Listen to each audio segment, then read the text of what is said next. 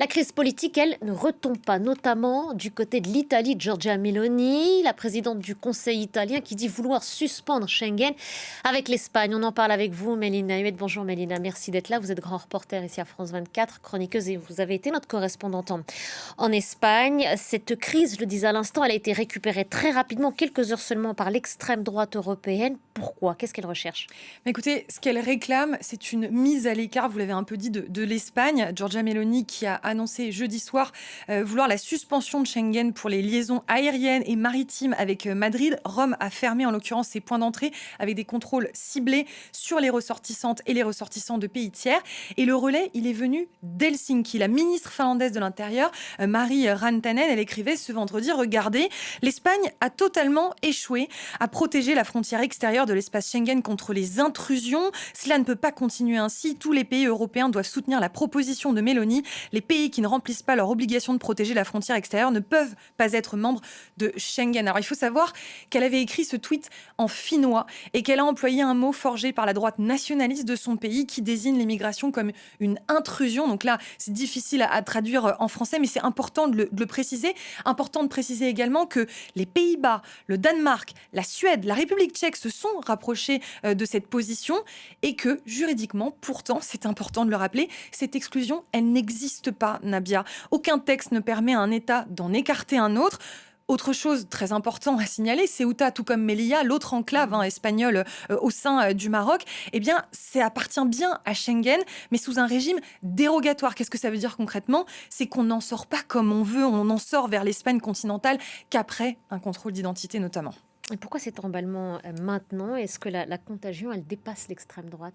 Oui, alors il y a le calendrier qui compte, évidemment. Giorgia Meloni, elle prépare les législatives de 2027. Elle est proche de Santiago Abascal, c'est le chef de Vox, vous savez, ce parti d'extrême droite espagnole que moi j'ai vu naître personnellement quand j'étais correspondante en Espagne et qui aujourd'hui fait quand même le plein au niveau des voix, alors qu'à la base, il avait émergé surtout en Andalousie, parce que vous savez, c'est un pays avec des autonomias, donc il y a des partis au niveau régional, et puis il avait fait son entrée au Parlement national il y a déjà 8 ans maintenant.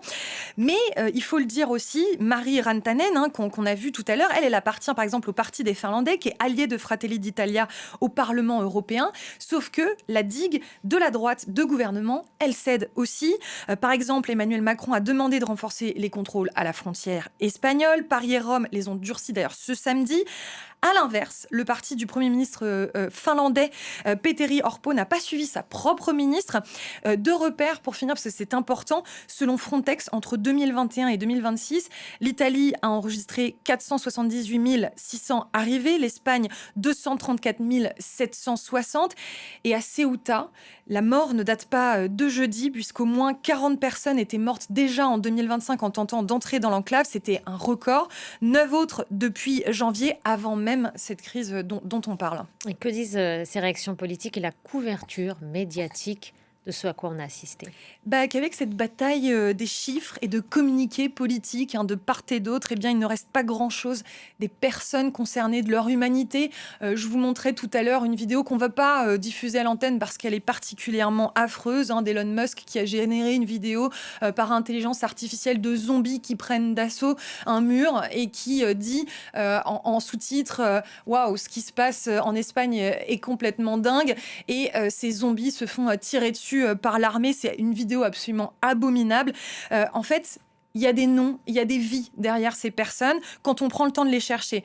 Pour Enter, qui est un média qui fait partie de France Média Monde, dont vous voyez les images derrière moi, Malvin Haro et Elena Pompei sont allées filmer à Ceuta, aux portes de cette crise migratoire. Et en fait, elles y ont rencontré notamment Nihad, une Espagnole de 32 ans qui a grandi au milieu de ces flux et qui explique en fait apporter aussi de la solidarité à ces jeunes qui ont besoin aussi de cette aide. Elle a rencontré Adam et Anas, deux Marocains de 18 ans qui ont nagé jusqu'à l'enclave au péril de leur vie. Vous les voyez sur ces images, pour un avenir qui reste très très incertain. C'est 3 visages en fait derrière des statistiques, c'est important. Et je lisais ce matin les mots d'une amie franco-marocaine, consoeur ici à France 24, Salma Bounjara, qui disait: les images en provenance de Ceuta et Melilla devraient nous ôter le sommeil pendant plusieurs jours. Il est temps de regarder l'envers, ou peut-être l'enfer du décor. En fait, cette amie et consoeur, elle renvoie également son pays aussi, le Maroc, à sa propre responsabilité, puisque l'instant l'instrumentalisation, elle ne vient pas seulement de l'extrême droite européenne, elle vient aussi de l'autre rive. Elle dit: comment en arrive-t-on à faire de la misère humaine un levier dans un rapport de force entre États? Elle décrit tout simplement une jeunesse qui aime le Maroc, qui part convaincue que la dignité se trouve ailleurs, comme si l'air européen remplissait mieux les poumons que celui de sa propre terre, dit-elle. Et elle pose la question que personne ne pose à Rome, ni à Helsinki. Qu'est-ce qui pousse une jeunesse à juger l'océan moins risqué que l'avenir qu'on lui promet? Je la cite une dernière fois: car rien ne peut justifier qu'une mère confie ses enfants à la mer, MER, pour poursuivre un Eldorado dont elle n'est même pas certaine de l'existence. Rien sinon le désespoir. Merci beaucoup Mélina Huet pour cette chronique. Merci à vous et pour ces éléments de compréhension.